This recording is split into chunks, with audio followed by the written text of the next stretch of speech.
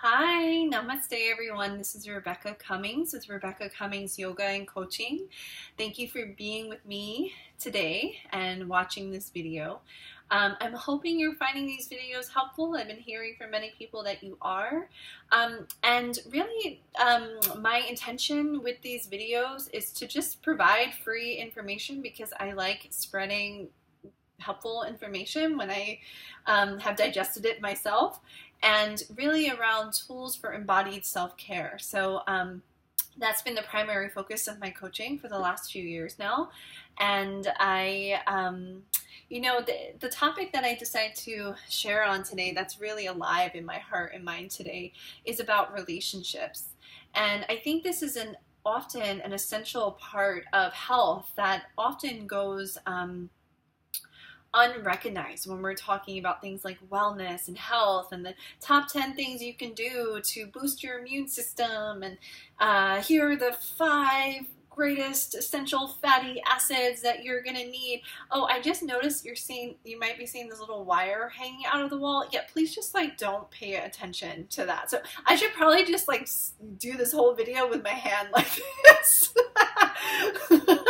Okay, let me just put my hair up a little bit and maybe I can vlog it. Okay, anyways, so just noticed that. I'm gonna keep going anyway because it's all about progress, not perfection, right?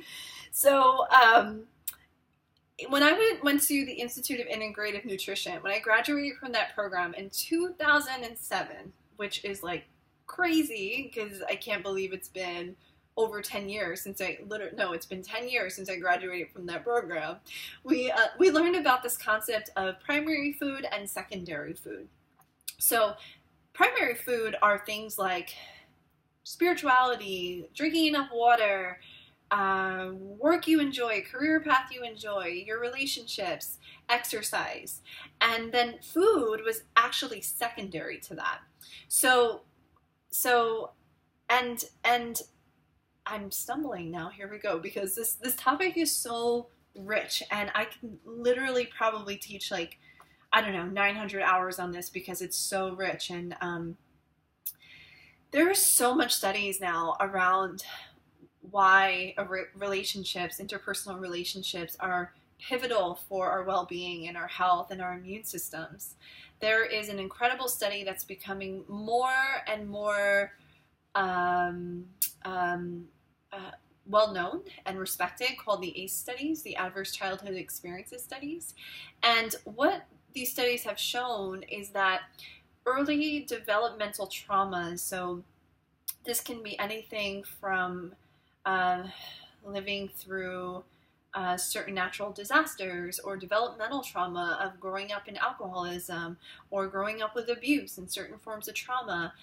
They can literally track these early experiences. If you like, you can even take the test yourself online, with certain rates of illnesses later on in life, ranging from diabetes to heart conditions to certain forms of cancers to you name it, it's on there, addiction. And so this idea that relationships are an important nutrient of good health and optimal health, science has been backing this for a while now. And I really credit my nutrition school for even 10 years ago being able to talk about this. And, I know my psychologist friends can definitely dive in here about this too.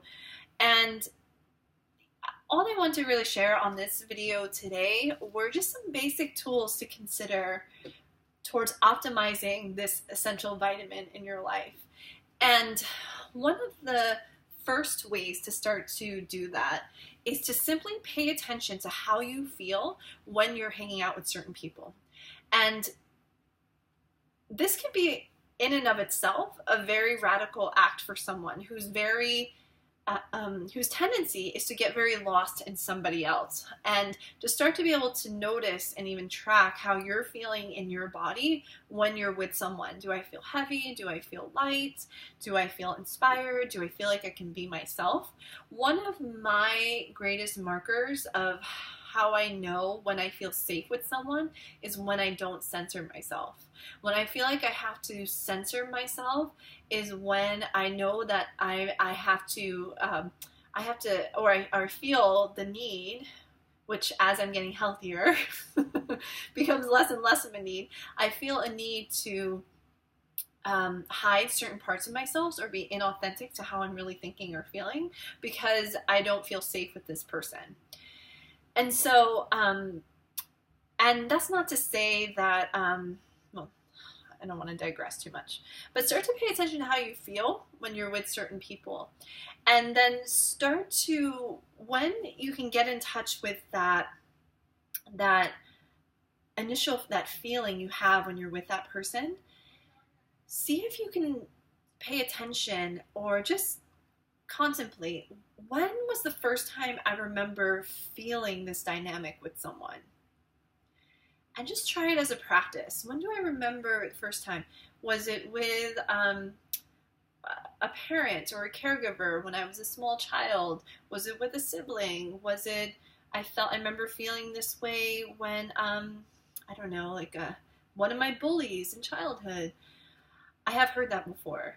And when you can start to, and when you pay attention to when you start to feel that way, and I'm primarily talking about when we feel that there's an unhealthy dynamic with someone, an unhelpful and unhealthy dynamic with someone. Take your age then right now and say, the age I am now, how might she handle this? How might he handle this? Or what does the age I am now, what does that age want to say or do, or what boundary does this age want to set with that person? Because when we become aware of the unhealthy dynamics in our relationships, it doesn't mean we have to necessarily cut people out of our life, especially if we're not ready yet to do that, or if there's certain circumstances where we can't. Like, let's say you are at a job and there's a certain coworker there that you know there's an unhealthy dynamic with, that you know you just can't just like not see her or run into her or whatever. But what we can do is start to discover what our choices are within those relationships themselves. So that's the first thing. So start to pay attention to when you first felt that way and how the age you are now, how she would like to handle that. And then the second thing I think is a really fun exercise to do is to start to pay attention to what I like to call our own inner circle and mandala. So, you know, I don't have I didn't take credit for the terms inner circle or mandala. Mandala is it's often represented as of a sacred circle. Actually, I think I have one here. I actually don't know where I got this from, but here it is. So this is more like a star than like an actual mandala. But what it represents is there's the inner circles and then there's the outer circles that surround that inner circle. So you can even create your own little, maybe 5 ringed mandala there, and start to write in, who are the 5 people that I spend the most time with? And you can put those people in that inner circle and just take a look at that and see, you know, how do I feel about that? You know, we've all heard that adage of you are the 5 people you hang out with the most. Well, just start to notice, like, okay, these are the 5 people I hang out with, and then start to consider, who are the 5 people I'd like to spend more time with? And start to look at, where do they exist on the outer ring? Because here's the thing, if you are in the pattern of being in toxic or unhealthy relationships with people, there's really this inner, there's a part of you, and people call it the inner child, that's trying to heal through the relationship. But what ends up happening is that you're going to, the famous phrase of, you're going to the hardware store for bread. You're going to a person that can't actually fulfill those needs. So you may start to notice, and this happened in my own life, that there were people in my sphere of influence that I wanted to be more connected with and spend more time with, but I couldn't see them because the inner child in me was pigeonholing these like 3 or 4 friendships or a relationship or an intimate relationship because the inner child was trying to get her needs met. And, I just want to say, like, that's not our fault that we had this programming, and that it's completely 100% possible to change that. Our brains are like plastic, and so we know, like, they're these little computers, and what we feed them is what comes out. So one of the main ways you can really feed your primary food is the input we put in our minds from the people that we hang out with and spend the most time with. And there's a few other things I actually have written here, but I think it'd be good to end there, and just to start to reflect on some of these earlier pieces that continue to show up in our relationships. And that's not necessarily, a bad thing. I mean, I think we can kind of soften around the edges of what's good and what's bad, and instead focus on, okay, what's helpful and what's unhelpful. Because sometimes we are replaying a relationship, or let's say we've had an unhealthy relationship with our brother. And so now we have found this brother figure in our life who has kind of taken us on as like their little brother. But it's a really flourishing, beautiful, loving relationship. There's nothing wrong with that. The problem is when we're trying to go to get our needs met from people that can't actually meet them. So these are just a few tips I have. Very kind of like basic relational health 101. If you would like more information, just feel free to contact me at rebecca@takingcareyoga.com. You can also subscribe to my YouTube channel, which is Rebecca Cummings Yoga.